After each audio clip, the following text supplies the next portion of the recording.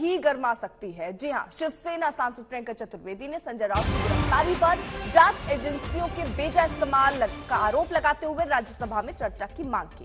प्रियंका चतुर्वेदी ने नियम 267 के तहत काम रोककर इस मुद्दे पर चर्चा की मांग की है। प्रियंका चतुर्वेदी ने राज्यसभा चेयरमैन को यह नोटिस दिया है।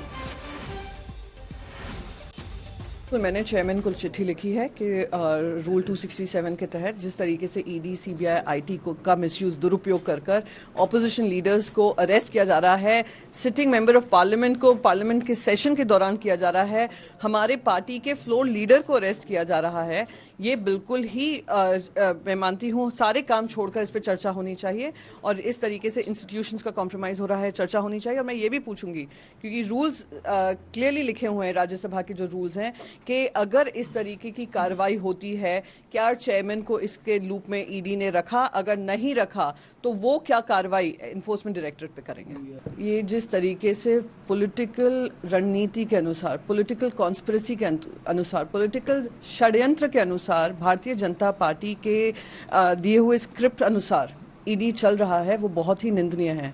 मैं उनको एनफोर्समेंट डायरेक्टरेट अब नहीं कहूंगी, मैं उनको extended department of Bharatiya Janata party कहूंगी।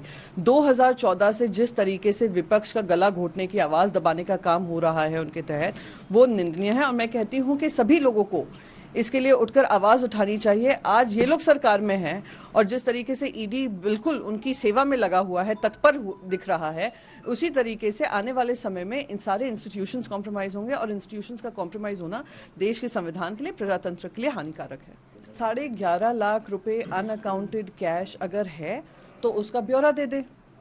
बार बार इस तरीके से सूत्रों के हवाले से ये इंफॉर्मेशन पास करना, बार बार मैं कहती हूँ कि ये वही षड्यंत्र है, क्योंकि ना तथ्य है ना सत्य है, पर क्योंकि उनको अरेस्ट करने के लिए वो किसी तरीके के बहाने बनाने हैं, वो ये बहाने दे रहे हैं।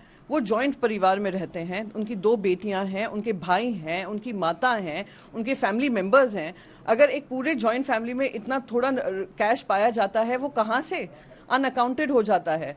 Everything is accounted for. We are not going to be scared. ये जो लोग डरकर भारतीय जनता पार्टी की स्क्रिप्ट पढ़ रहे हैं, आज उनकी ये हालत हो गई है कि वो स्क्रिप्ट पढ़कर जवाब देते हैं। गवर्नर ने इतनी निंदनीय बात कही मराठियों के बारे में, महाराष्ट्र के बारे में, वो भी वो स्क्रिप्ट के माध्यम से पढ़ रहे थे, उनसे निंदा नहीं हो पाई गवर्नर की कि, और ये कह दिया पर्सनल स्टेटमेंट है।